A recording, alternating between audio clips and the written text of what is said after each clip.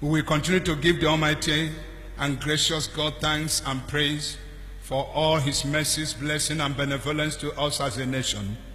Despite the terrible and excruciating effects of economic recession, God is still sustaining the citizens of this country.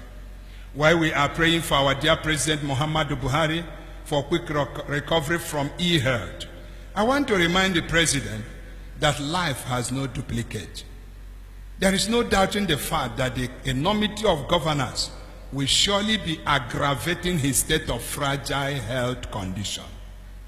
Is it not better for the President to travel the route of honor and safety by resigning as President in order to save both himself and the nation at large?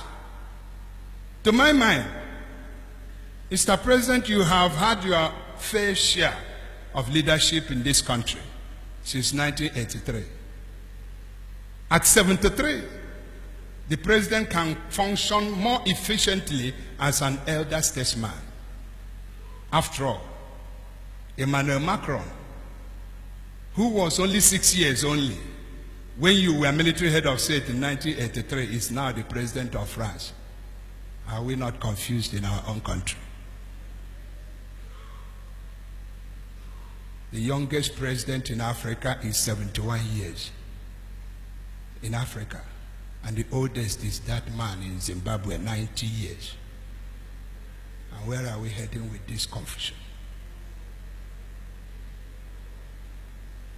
On the security in our nation, let me also join others to commend the President on the release of another batch of abducted Chibok girls. The notable progress, though fluctuating at times, in the war against the Islamic insurgent known as Boko Haram should also be appreciated and commended. But aside that, the greatest security question beckoning for answers in this country include: who are the perpetrators of the mindless killings of Christians in southern Kaduna? How many of them have been arrested, prosecuted, and sentenced accordingly? Did the security agencies play their expected and established constitutional roles in handling the situation? Why is it almost impossible for the federal government of Nigeria to curb the activities of and tame the voracious, almighty, in quote, Fulani headsmen? Who are the suppliers of the AK-47 guns and the pump-action revolvers they are using and they are carrying? Who are supplying them? When was arms carrying legalized for this baptized Boko Haram group? And we talk of one Nigeria.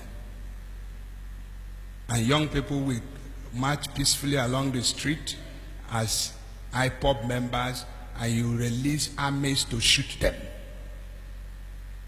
But armed carriers are not harassed by anybody. And we are one Nigeria. The better we tell ourselves the truth. We are not one Nigeria. Let us go. That is me. What did I say? Let us go. There is nothing that makes an Igbo man a member of this country now. Nothing. And we are afraid to speak in Nigeria, especially our politicians, because of their pockets. The governors of the Southeast are throwing their eyes in the bush, and things are getting wrong because they want to secure their position, and nobody is talking. Have they killed Fashola? He's talking, and they are running away from him. Every backyard now, herdsmen are killing people, destroying farms. Traditional rulers are there wearing long robes without doing anything.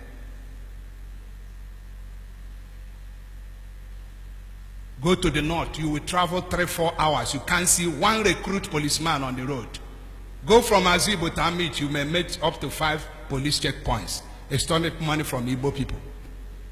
And the senators are there talking nonsense. Let us go. Write it. Pressmen, Bishop Ikako said, let us go. Let us go. Enough is enough.